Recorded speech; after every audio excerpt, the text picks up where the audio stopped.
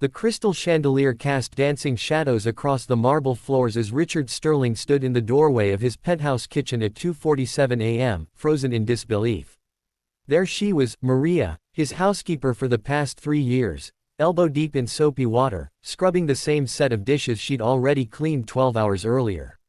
Her shoulders trembled with exhaustion, and silent tears traced paths down her weathered cheeks as she worked with desperate urgency, as if those plates held the answer to some unspoken prayer.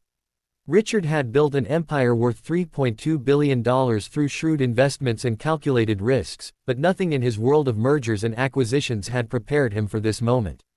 The sight of this kind woman, who always greeted him with a warm smile and asked about his day when no one else seemed to care, broken and afraid in his kitchen at an ungodly hour, shattered something inside his chest that money could never repair. He'd come downstairs for a glass of water, unable to sleep after another 17-hour workday that left him feeling hollow despite his overflowing bank accounts.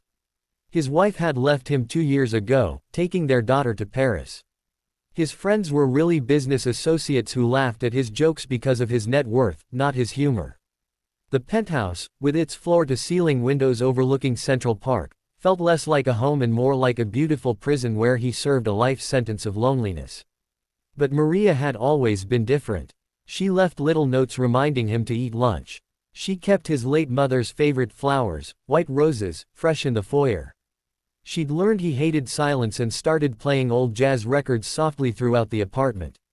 She never asked for anything, never complained, and always left before he could strike up a real conversation, as if afraid to overstep some invisible boundary between employer and employee. Maria. His voice came out softer than intended, but she still jumped, nearly dropping a porcelain plate that cost more than most people's monthly rent. Mr. Sterling, I'm so sorry, I didn't mean to disturb you.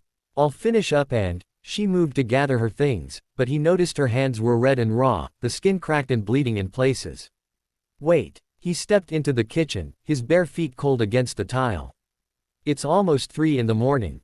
What are you doing here? She wouldn't meet his eyes, instead focusing intently on the dish towel in her trembling hands. I just wanted to make sure everything was perfect for your breakfast meeting tomorrow, sir. It was a lie. He'd become a billionaire by reading people, by sensing when someone was hiding something. The breakfast meeting wasn't until Thursday, 2 days away. She knew that. She'd put it in his calendar herself. Maria, please. He pulled out one of the kitchen chairs, something he'd never actually done before despite owning them for 5 years. Sit down. Talk to me. What's really going on? For a long moment, she stood there, the dish towel clutched like a lifeline. Then, as if her legs could no longer support the weight of whatever secret she was carrying, she sank into the chair. Her whole body seemed to collapse inward. My daughter, Elena, she's sick. Really sick. The words came out in a broken whisper. The doctors say she needs surgery, but our insurance won't cover it. They say it's experimental, that there's not enough evidence it works, but drive. Chen says it's her only chance. Without it, she has maybe 6 months. Richard felt his throat tighten. How old is she? 15. She's so smart, Mr. Sterling. Straight A's, wants to be a pediatric surgeon. She volunteers at the animal shelter every weekend, even now, even when she can barely walk. Without getting winded, Maria's voice broke. She's everything good in this world, and I'm going to lose her because I can't come up with $340,000. The number hung in the air between them. For Richard, it was what he spent on his watch. For Maria, it was impossible. I've been working extra shifts anywhere I can, she continued, the words tumbling out now like a dam had broken. Cleaning offices at night, taking in ironing, selling everything we own that has any value. I've applied to every charity, every grant, every fundraising platform. I come here late because I can't sleep anyway, and at least if I'm working, I feel like I'm doing something. Like I'm not just watching my baby girl slip away. She finally looked up at him, and Richard saw in her eyes a reflection of every parent's worst nightmare, the absolute powerlessness of being unable to save your child. He thought of his own daughter, Sophia, safe in Paris with her mother, and imagined how he'd feel if their positions were reversed. I'm sorry, Maria whispered, standing abruptly. I shouldn't have burdened you with this. It's not your problem. I'll finish up and leave. Sit down. This time it wasn't a request but a command, though his voice remained gentle. "You're not going anywhere until you give me the name of Alina's doctor and the hospital." Maria's eyes widened. "Mr. Sterling, I wasn't asking for. I know you weren't. That's exactly why I'm going to help." He pulled out his phone, his fingers already typing. "Give me the details. All of them." "I can't accept charity," she protested, pride warring with desperation in her voice. "I've worked my whole life, I've never taken a handout. This isn't charity, Maria. This is one human being helping another. This is me finally doing something that actually matters with all this money that's done nothing but make me miserable." He looked at her directly, and for the first time in years, he felt truly awake. "Please, let me do this." The tears came then, Maria's composure finally shattering completely. She covered her face with her raw, damaged hands and sobbed, deep, wrenching sounds that seemed to contain years of fear and stress and sleepless nights. Richard stood and, in a gesture that would have shocked anyone who knew him, pulled her into an awkward but genuine hug. "It's going to be okay. Alina's going to be okay." By sunrise, Richard had made a dozen calls. By noon, Elena was scheduled for surgery with the best surgical team in the country. By evening, he'd done something he'd never done before. He'd canceled a week of meetings to be there when Elena came out of recovery. The surgery took 11 hours. Richard sat with Maria in the waiting room, bringing her coffee, holding her hand during the worst moments, sharing stories about his own daughter. He learned that Maria's favorite color was yellow because it reminded her of sunshine. That she'd immigrated from Colombia 20 years ago with nothing but hope and determination.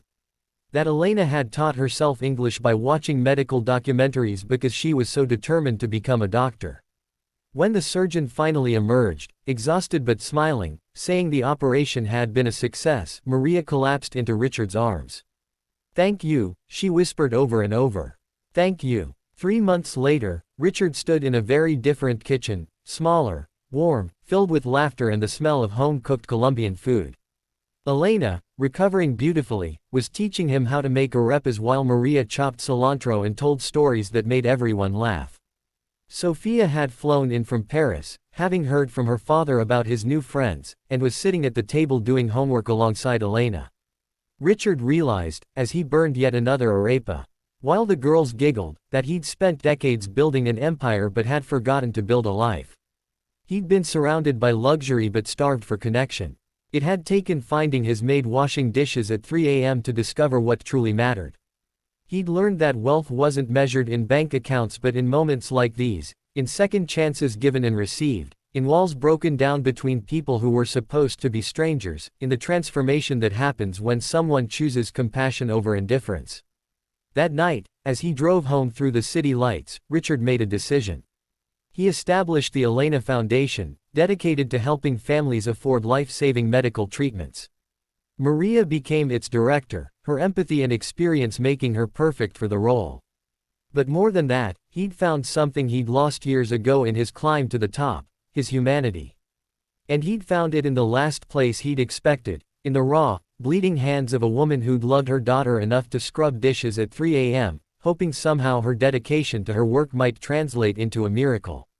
Sometimes the people we overlook are the ones with the most to teach us. Sometimes kindness isn't about grand gestures but about stopping to notice when someone is drowning and throwing them a line. And sometimes, saving someone else's life is exactly what we need to save our own.